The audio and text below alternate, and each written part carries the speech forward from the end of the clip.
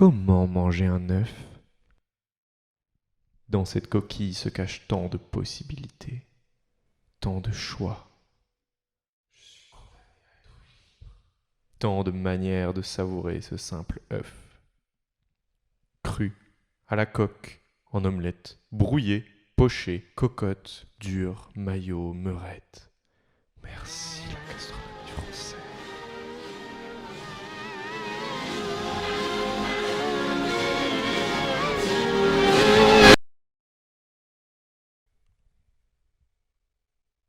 Let's go.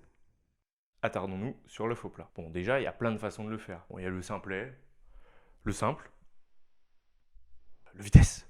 Donc, quand on est pressé. L'œuf à l'œuf, c'est un peu spécial, mais c'est quand on aime vraiment l'œuf, quoi. Le double, hein, pour les gourmands. Puis alors, il y a le luxe. C'est pour les fins gourmets, les papilles précises, quoi. Bon, il y a aussi la version chelou, là, que t'as vu sur TikTok. Bon, c'est pas trop...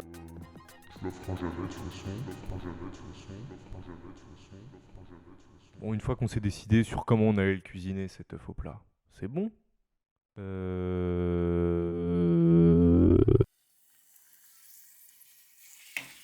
Quand on le fait dans l'assiette, il reste l'ultime question. Que faire du jaune d'œuf? Le conserver intact le plus longtemps possible.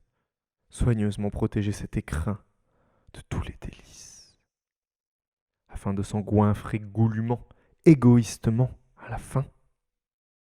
Ou bien le trancher, le percer, éclater sauvagement ce jaune d'œuf.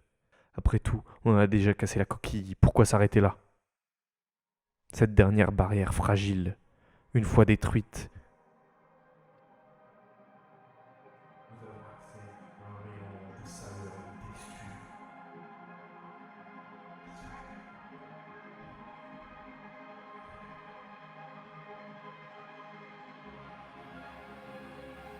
Bon, que l'on mange son œuf de manière psychorigide ou destructrice, qu'importe, hein. C'est pas ça qui m'intéresse. Mais je pense juste que ce qui serait triste, ce serait de toujours manger son œuf de la même manière, avoir son type d'œuf phare, par exemple. Ce serait se priver de la nuance, de plein de plaisirs différents. Ça dépend des envies, ça dépend des moments. Regardez ce jaune, il coule, il suinte, il est fluide. Il faut penser et s'inspirer de ce fluide. Il y a tout un spectre entre le blanc et le jaune.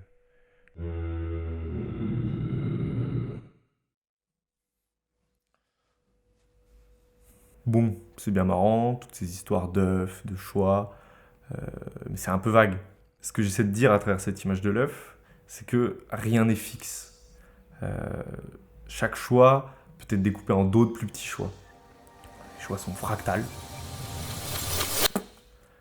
Pour en rajouter encore plus à ce vertige des possibles, chaque œuf est identique, ou nous paraît identique en tout cas.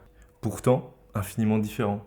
Différent en devenir, une fois brisé, une fois cassé.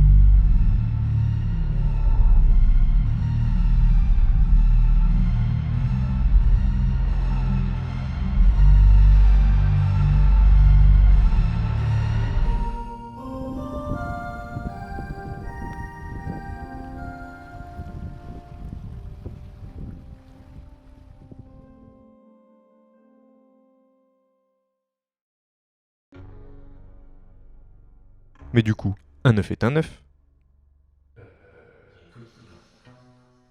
Ils se ressemblent tous, lisses, ovales, bien calibrés. Sa coquille comme pour ne pas se différencier. Cette coquille s'est créée par nécessité et protection face à la stature, la rigidité, l'austérité du monolithe que représente notre société. Cette coquille comme une tentative de copie face au monolithe gris. Face à cette grille orthonormée, ces constructions indiscutables.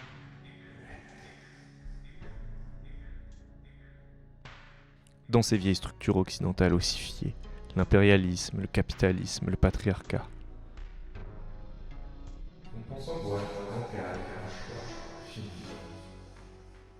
Tout ça c'est confortable, pratique, bien rangé dans sa petite grille de lecture.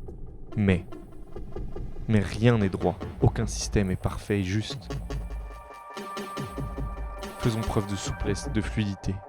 Glissons-nous dans les moindres interstices, infiltrons-nous dans les moindres failles et fêlures de ces mastodontes pour espérer les faire fléchir. Autorisons-nous à faire tomber les hiérarchies ordonnées et dépassons les abysses de l'horizon.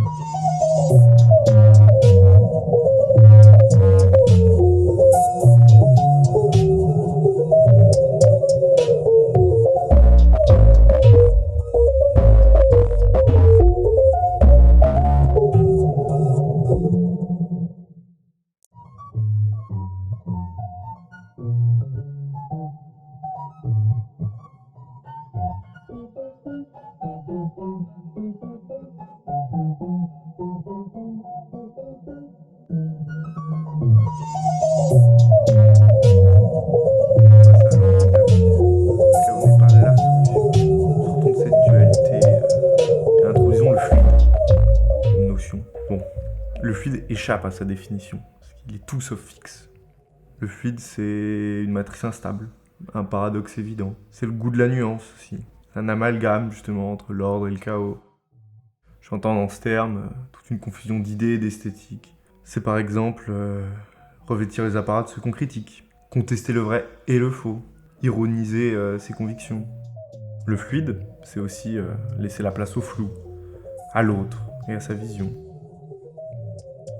J'y rattache toutes sortes d'esthétiques, le fongique, le féerique, le vaporeux, le punk, le monstrueux, le queer et sûrement encore bien d'autres. C'est tout ce qui évoque l'érosion, la prolifération, grignotant petit à petit, strate par strate, des idées fossilisées et bétonnées.